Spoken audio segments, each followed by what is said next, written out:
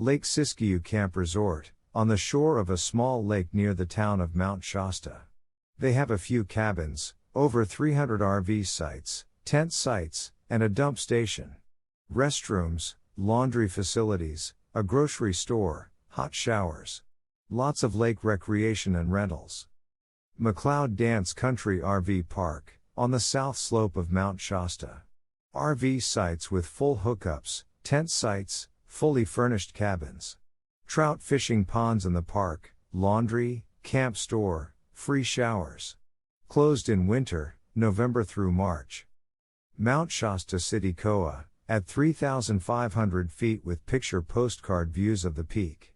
RV and tent sites. Their big sites can accommodate campers up to 80 feet long. Cable TV at selected sites. They also have some cabins. Open year-round.